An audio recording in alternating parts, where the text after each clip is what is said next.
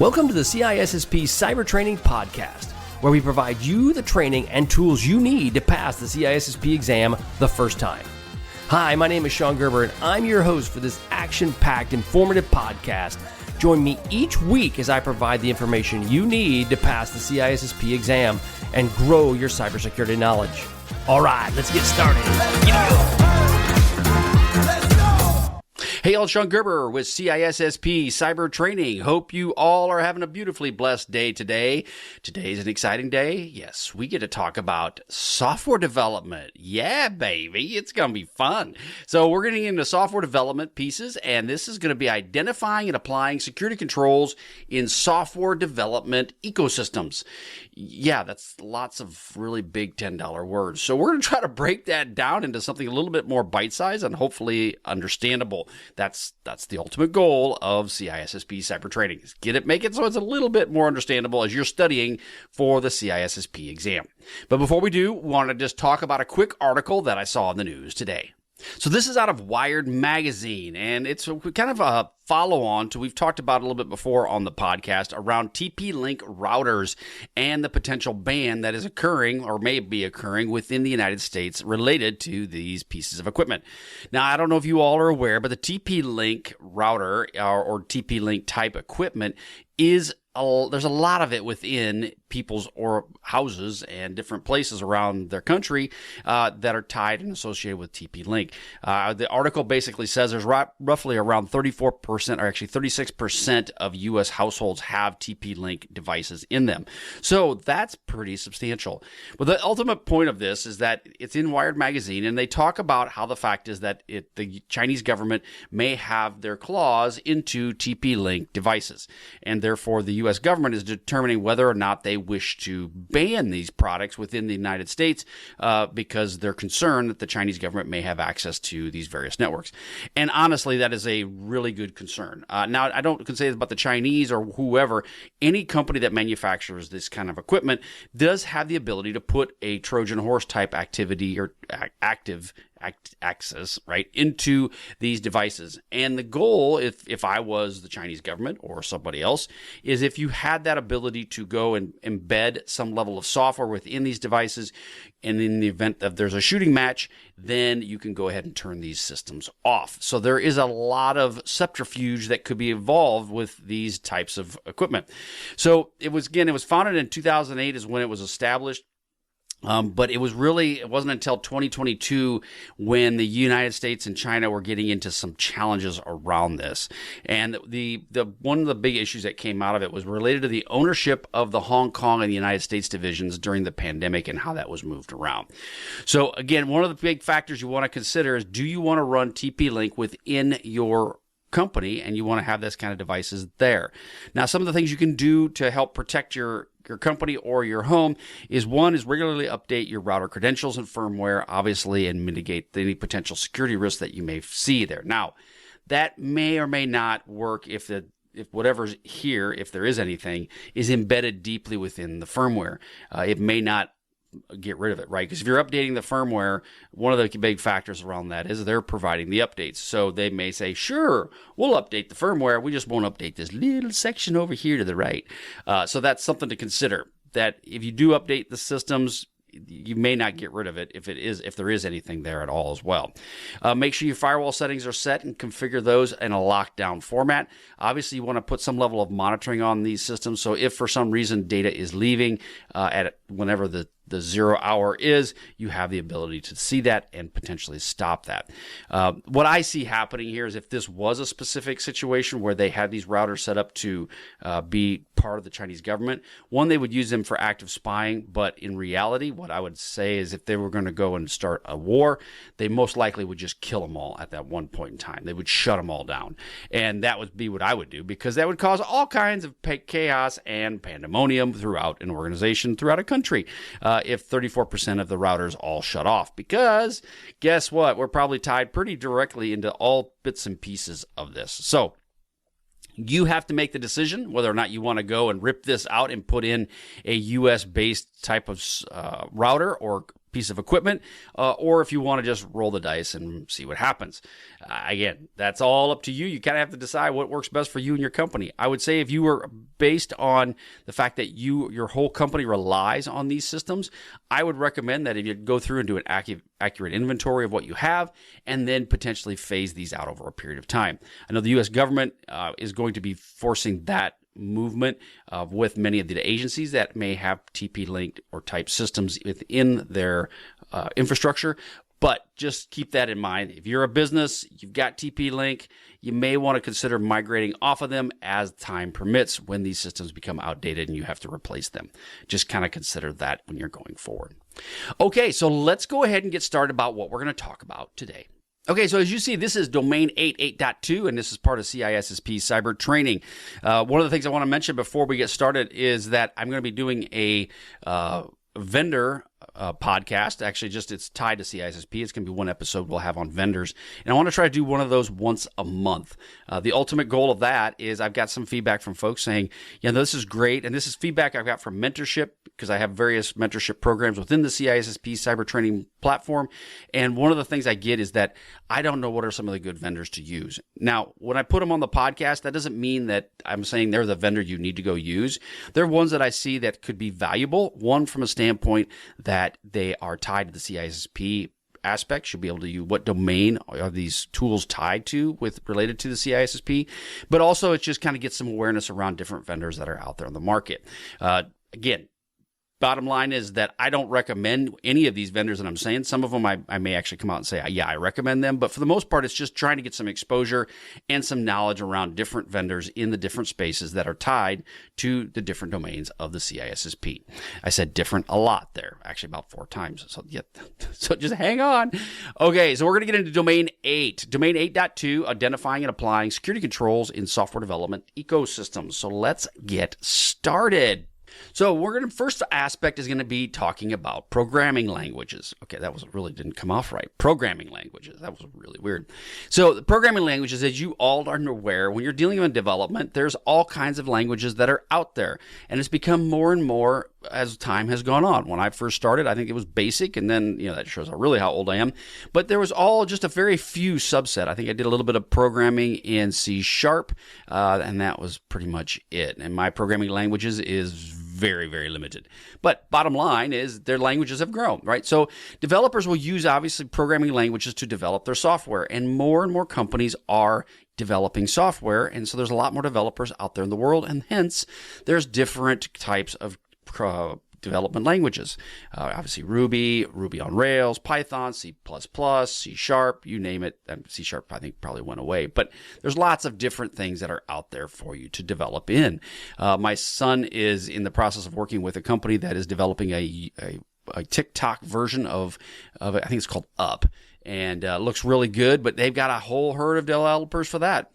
My other son has a moving and storage business, and they deal with people moving stuff from point A to point B. Well, guess what? They have a whole herd of developers as well. So programming languages are out there, developers are out there, and you therefore, from a security standpoint, you need to really consider, how do you want to protect this stuff? So when we're dealing with the different languages out there, they can be compiled in C, Java, Fortran are examples. Yes, you probably say, Fortran, what is that? That is like really old stuff, and that's when they had punch cards. But you'd be surprised, there's still Fortran out there on the market. And what it does is it creates an executable program, and this program will run, right? And you can reverse engineer these different types of decompilers, and so using decompilers to kind of reverse engineer these executables that have been created in the past. One example would be is if there was, I have in manufacturing space, people created a executable that ran a very certain process. We had to reuse decompilers to reverse engineer how it was done so that they could turn around and redo it in a different language. So those are out there and available. And in the past, it used to be very hard and complex to do these things, but in today's world, it's a whole lot simpler. My son was just telling me about different types of coding that can occur.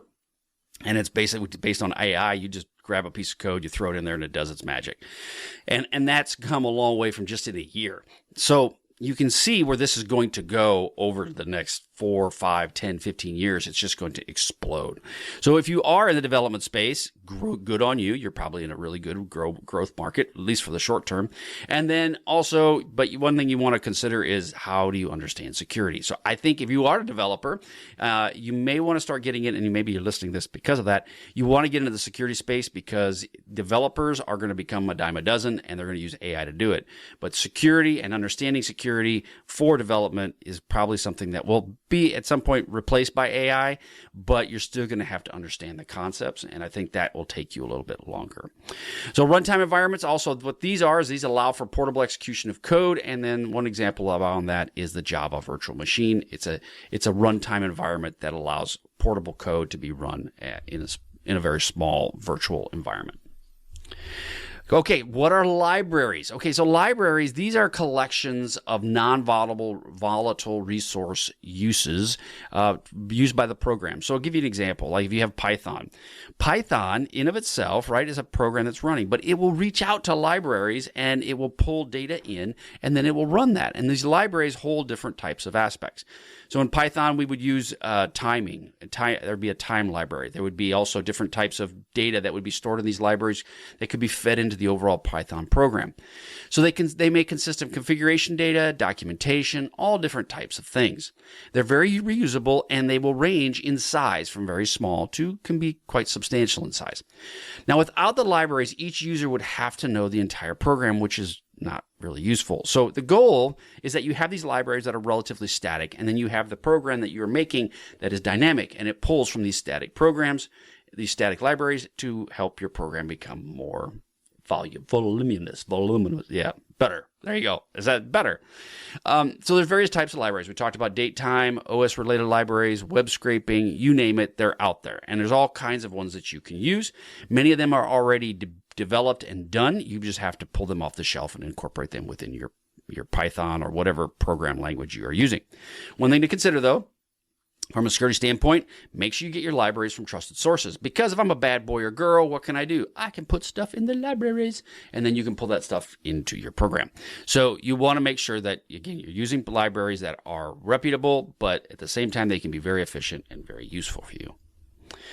Now, IDE, this is Integrate Development Environment. We're going to just go into a few slides around IDE because it can be a little bit confusing to some individuals, especially if you haven't dealt with programming. It was very confusing to me. I didn't quite understand it until I dug a little bit deeper into it. And now we have a CISSP level understanding of IDE. What does that mean? It means if I'm not a developer. That's exactly what that means.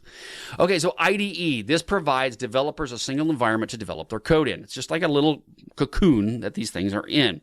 Now, the software development provides comprehensive facilities to do this, right? So it consists of source code editors, automation, debuggers, you name it. This is this IDE environment, and it's designed to maximize the programmer's production and keep it all in-house, right? So he or she doesn't have to go to separate locations to do this.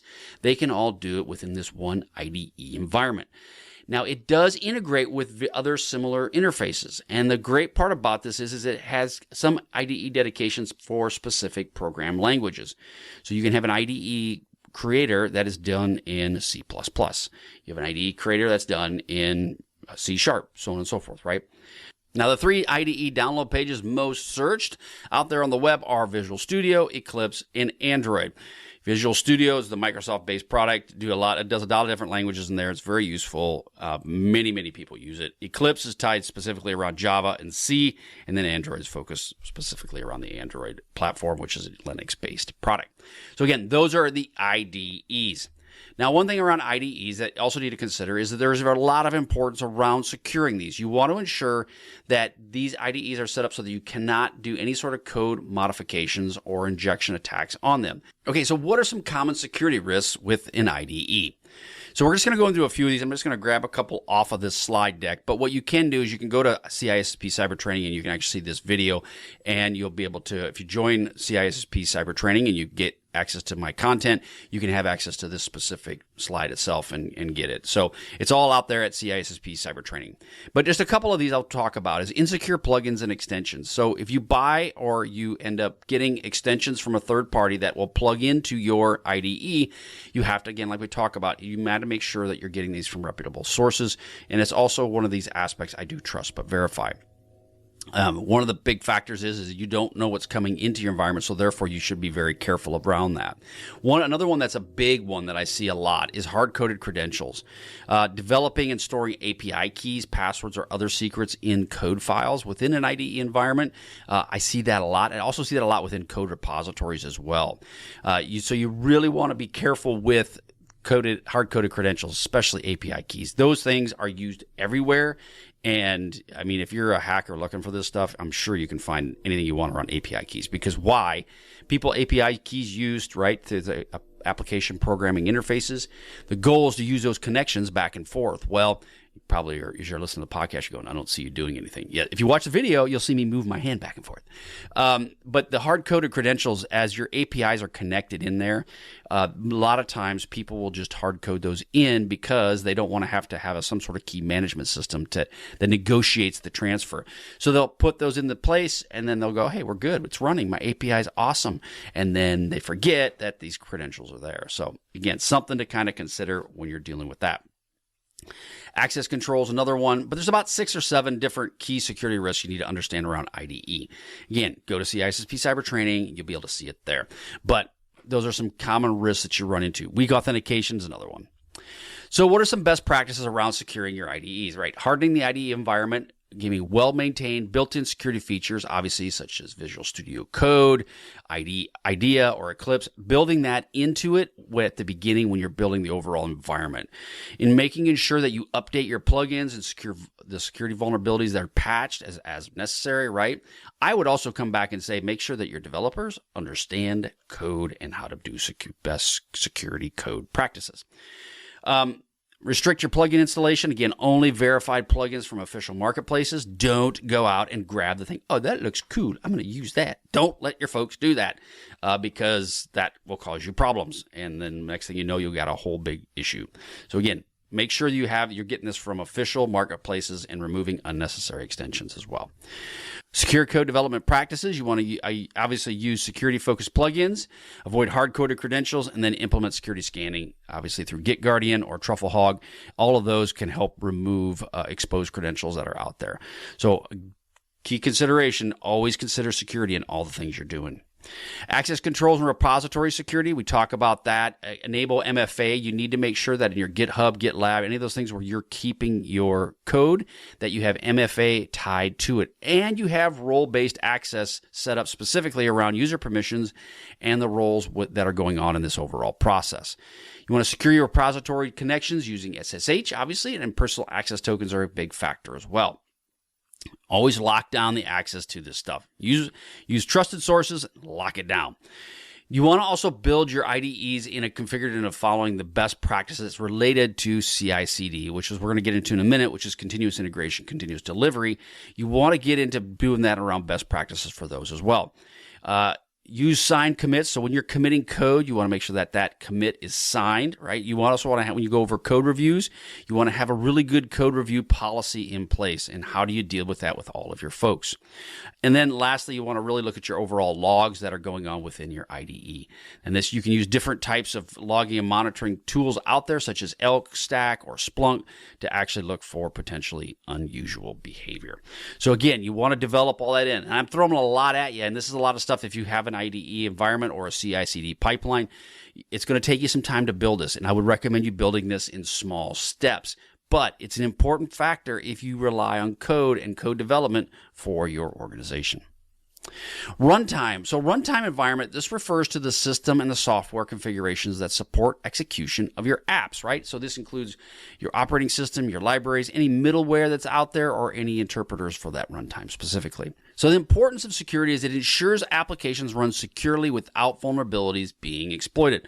And that's the ultimate goal. Is you want, when these things are running in the background, you don't need to be worried that there's some sort of vulnerability tied to this, such as memory corruption, code injection, privilege escalation. You want to avoid all of those aspects as much as possible. So therefore, it's imperative that you feel confident around your runtime and what it's doing within your environment. So again, it's called the runtime environment. It does provide an environment where everything runs. Its application memory is running in this space too, and then it also includes the compiled and interpreted languages that are in that space. So some of the best practices to consider, and a lot of these we'll see as repeats from what we talked about just in the IDE space. But you want to have least privilege, right? RBAC. You want to make sure your root admin you want to avoid running those as much as possible. And again, that's no different than any sort of admin account. You want to avoid running as much as possible. Run your apps with the minimum necessary permissions. Don't give them too much permission, because what can happen is they will be exploited and abused. Secure runtime dependencies and libraries. You want to have trusted repositories. Kind of mentioned this already. Whether you're dealing with that, anything that's coming in, make sure it's coming from a trusted source. Is it your repository, or is it a third party that you're pulling this in with? Make sure you update your libraries and check for vulnerabilities. Now, OWASP, O-W-A-S-P, they have a dependency check that is out there that helps you understand the libraries and some of the vulnerabilities that might be associated with it. You may want to run that. There's software composition analysis, SCA tool. I did a little bit of stuff on many previous podcasts many years ago about SCA. So help it look for vulnerable components as well. Now, you want to consider the sandboxing piece of this when you're going forward. What is a sandbox, right? We talked about a sandbox as a place where you can have your applications, they can run in a controlled environment, and it will limit the damage of anything that may occur within this environment. So that's where you keep it in a sandbox. Now, the good thing about sandbox in this case, it doesn't have cats. So there's no cats doing their business in your sandbox. Don't want that. That's very bad and disgusting. Containerization. One of the things around containerization is using Docker, Kubernetes, LXC, and then again, these help isolate the applications as well. So if you containerize these, keep them small, they can operate in these containers, and then getting outside the containers can be a challenge for any sort of malware. So therefore, that helps also run in an isolated form. Virtualization, run critical apps in separate VMs for additional security. Again, all these things are great. That doesn't mean you should do that, because it may not work within your environment, but it's something to consider when you're deploying these things within your company. Some other best practices you can consider is maybe monitor runtime behaviors for anomalies. You've got a host intrusion detection system, a HID, right? That could be in place and running. You have a runtime application self-protection, or RASP tool. Is another thing that could be running during this time frame. So there's different types of tools that are out there and may be available for you. Secure APIs and environment variables. We talked about APIs and making sure that you have a secret management tool. HashiCorp, AWS Secrets Manager, they all have different secrets managers. You want to use those for API environments. Now, they could be tied into your gateway, which is great. That could be an awesome aspect, but you do want to have the APIs that are your key management is being managed by this key management system or this gateway of some kind. Because again, it talks about the second bullet, we don't hard code credentials. We want to avoid that in your configuration files. And then you also want to enforce encryption for all of your runtime communications if you can do it. Again, all these things I'm recommending, these are best practices. This doesn't mean you have to get there today, but you should consider this, especially if you're trying to secure up your environment and it's important to you and your company. Apply patch management. Vulnerability management is a big factor. Many people don't do enough of it, and you want to make sure that you have this a good process in place to deal with this. I'm working with a company right now developing out the processes, a governance process around vulnerability management. They have good practices, good processes there, but that it needs to come together in a coalesced environment. So you want to make sure that you have this done. If you're not doing it, if you're just kind of going, oh, I'm doing a little here, doing a little there, you really truly want to take a step back and analyze your vulnerability management, because it's one of the easiest things you can do. It's free, but it does take thought and time to go out and do it in a proper format, in a proper way. And it does potentially, if you haven't done it to this point, it's going to take time for you to educate your people on how to have a good patch management process in place. Continuous delivery and continuous integration. What is this? So we're going to get into it's a much bigger thing than I'm just going to give you with a few slides. So I would highly recommend, if you have a development shop and you are not doing CI/CD and you don't have a CI/CD pipeline, you really want to truly look at this. Take some time, do some studying around it, try to understand the CI/CD pipeline and how it works. So the overall view of this is a continuous delivery. This is a software development methodology where software is released in an automated format. Now, the software changes are automatically built, tested, and deployed so that you don't have to go do it. Now, in the past, you'd have to have a team that would go out and they would test it. They would build it. They would test it. They would deploy it, all in different formats. And they still have that, obviously, but it's things that don't need to be have a lot of rigor, the CI/CD pipeline will build it, it will test it, it will deploy it, and it will look for vulnerabilities before it deploys it. So CI/CD pipelines are a game changer. They are in software development. They make things so much easier, so much better. However, they have challenges that go with them too, and we'll kind of get into those. They allow software change to be immediately released into production, and it can be very helpful, especially when you're dealing with a lot of changes within your company. Continuous integration, this is where team members will use version control system, and they'll work to have the same location, they call it a branch.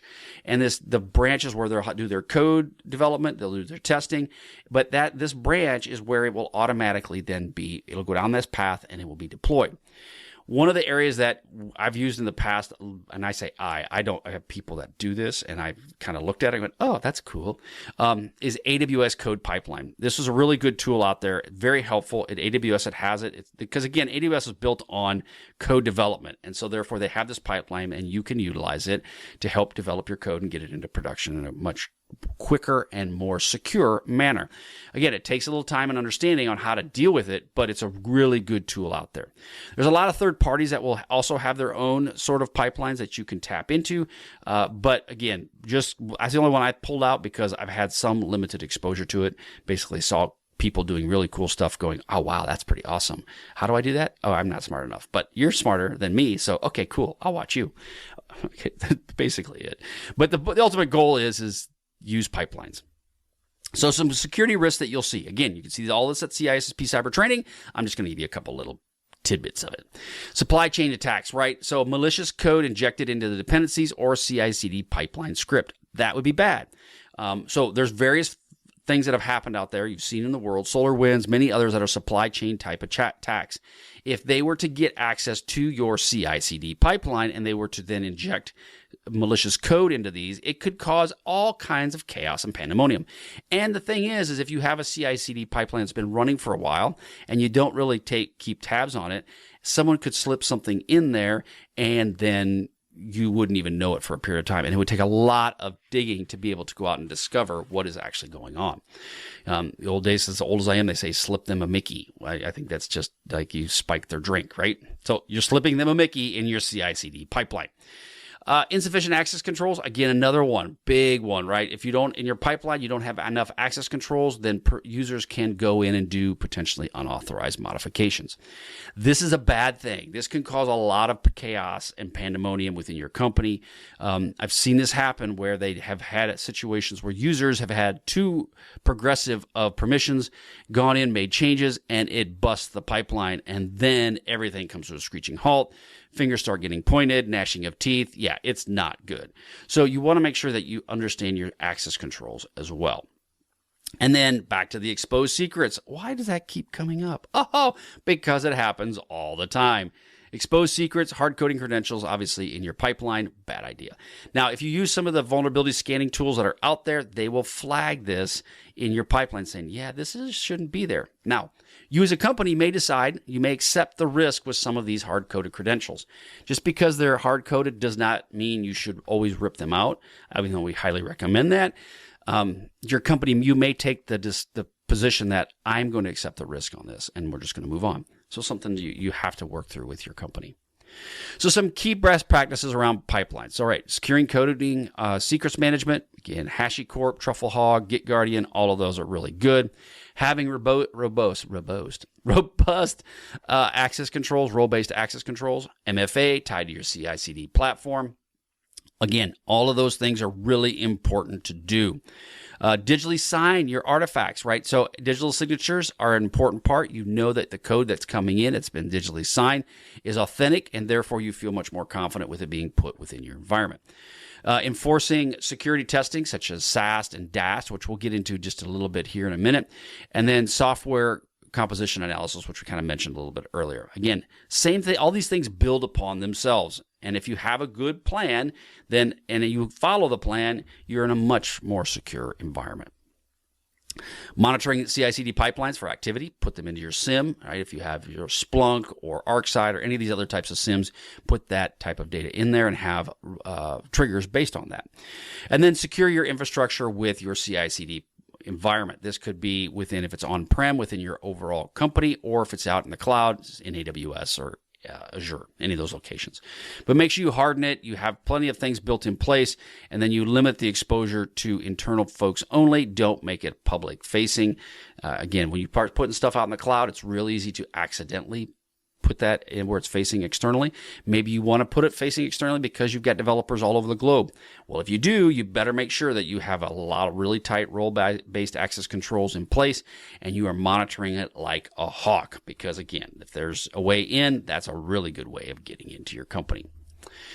Software configuration management. What is this? So this is where you have tasks that are tracking and controlling changes in your overall software. And this can be just helps determine what has changed, who changed it, all of those aspects that go into controlling your management of your tools and of your software itself.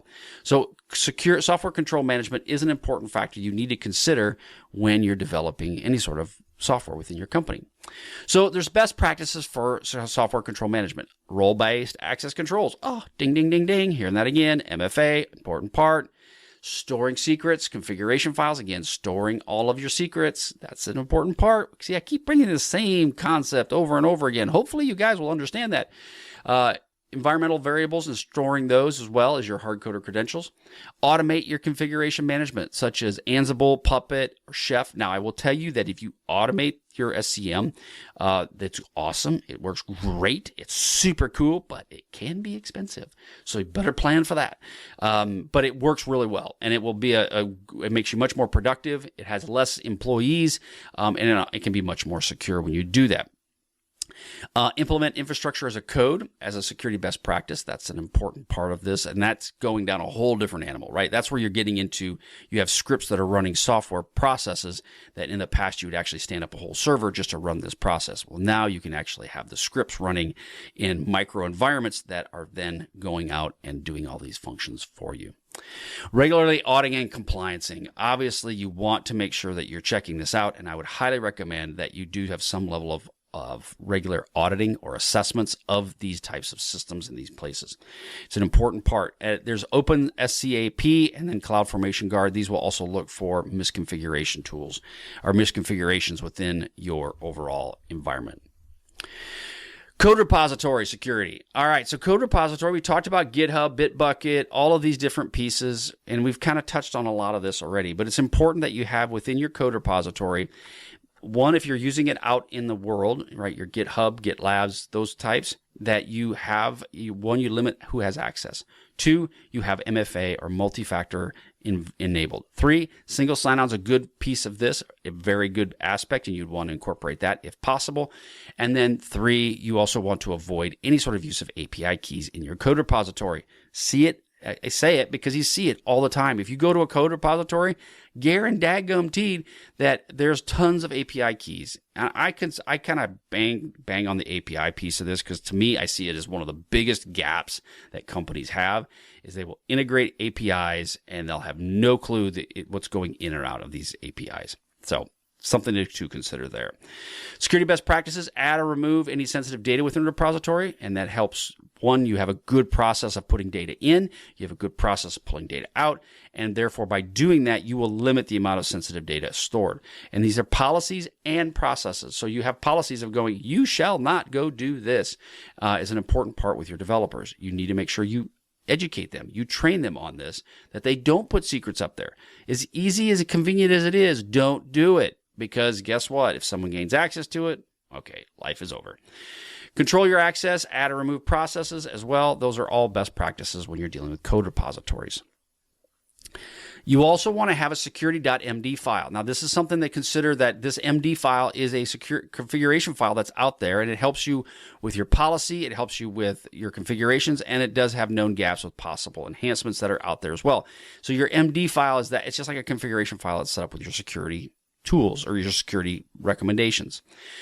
Remote SSH and personal tokens, another key factor, and then always consider security with development. Always consider security anytime you're dealing in the development world. Okay, so quickly we're going to go into SAST and DAST. So SAST is Static Application Security Testing. Now this is where the software inspects and analyzes your code. We've kind of talked about this through your CI/CD pipeline. SAST will look for any vulnerabilities without executing the code itself. So it's looking for known things that will go like, oh, that looks like it should not be there. And it will tell you that, right? And it actually uses that voice too. But it will look for that specifically. And it looks for flaws before that it goes out and sort of actually deploys that. And it's similar to static code analysis, but it's focused specifically around security testing. And that's SAST, static application security testing. So it's got security in the name. It's static application. Kind of helps you point you in the right direction. Next one is dynamic application security testing, so DAST. Now, this is where a procedure actively investigates running applications, right? And it's looking for some sort of security problem. It's more of a security forward approach to web development so that you're getting it prepped and hardened before it actually gets deployed. Sends automated alerts to appropriate teams, and then the businesses can use DAST to assist in PCI compliance, as well as it allows them to integrate with their DevSecOps. So DAST is a much more robust, and I'll tell you just though, but DAST, because it's proactive and it's security forward, it can break things. So you want to make sure that before you turn on DAST, that you have a good process to deal with all of this. One, when it blows stuff up, how do you deal with that? But two, do you have a really solid core process going forward when you're dealing with that dynamic application security testing? So again, static application security testing, dynamic application security testing. Security of software environments. Okay, one thing to consider when you're dealing with any sort of security is, again, you got to help build an environment for your people to work in where they have the tools they need to be secure. So you want to make sure that you apply these technical controls, which we've mentioned multiple times about within your company, to protect them as well as your organization. You need to understand what can happen if your environment is compromised. Do not, I repeat, do not assume that just because you had one guy put it in place, that who is the expert, that it's going to be good. You need to constantly be looking at this and ensuring that it is not in an insecure manner. The moment you do that, you're going to be in a much better position. But you must know what would happen if some bad guy or girl got access to your code development environment. What would happen to your company? Key thing to consider. Development security considerations, again, separate business development functions. Don't have them together. You need to have them in separate environments. Email document management is separate from the development. So like your developers have an email and documentation repositories that are separate from your overall enterprise. You don't want those back and forth. I don't need my developers getting email and checking it within the development environment. Why? Spear phishing. Yeah, they could go ahead and get spear phished and then life is over. It needs to be a standardized, an environment that is completely separate and segregated. Utilize Active Directory groups and virtual machines as well. So all of those pieces are a big factor. Consider development environments is compromised. What happens? So that means you need to have a separate admin and user accounts. Don't let your developers have admin privileges without checking them in or checking them out of a password a PAM type tool, right? Some sort of locker of some kind. Incorporate multi-factor, multi-person review. That's another one that's really good. Have multi-people. I think it's like the multiverse. Have multiple people look at and review the codes, right? For insight. That's where that code review process is an important part. Now, if you can automate some of that, awesome. But you also still need to continue doing it. And then the last bullet on that is trust but verify. You need to trust your individuals, but not necessarily their accounts. And you need to incorporate logging and monitoring at all costs in many different locations. Reduce the attack surface. If you're dealing with any sort of other security applications, you need to make sure that that's limited. You need to protect the credentials and security keys, which we have talked about in numerous times during this podcast. And then assess the impact of a compromise. You need to do a risk assessment of your development environment and understand what could happen if things go south. So again, a risk assessment is an important part, and I would highly recommend that you do that within your company, especially within your development environment once you figure this whole process out. So as we're dealing... Okay, so that is all I have for you today. We threw a lot at you today. A ton, a gob, a lot, bazillion amounts. But what I want you to do is go to CISSP Cyber Training. That's CISSP Cyber Training. Go there and you can get access to the videos that are out there. You can get access to my free content. I have free CISSP questions. You can also purchase, they have 3 different tiers. You can get a tier that's just, I want to study the CISSP, and it's available to you. You can also get a tier where you can get some mentorship from me. And one, you get all the products I get, plus you get hours with me, and we can work through things such as resumes. We can talk about your goals and so forth. That's a mentorship piece of this. And then there's a third tier, which is basically you bring me on and I help you with, one, your CISSP, but two, can also help you with some of your security related tools and process and questions you may have for your company. So there's 3 different tiers available for you. You can check them all out. I highly recommend the first tier at a minimum, just because it will give you all of this content. It has a blueprint to help you through, so step by step on what you need to, how to pass the test. It will be there for you, step by step by step. I think I said that a few times, but it's true. It will. It makes it in a very logical format, makes it easy to understand, and you can get it done. No question about it. Have no doubt in my mind that if you go follow the blueprint, you will pass the test.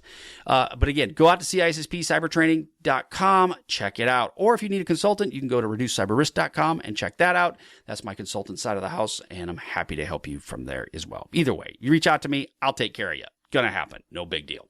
All right, I hope you all have a wonderfully, beautifully blessed day, and we will catch you all on the flip side. See ya.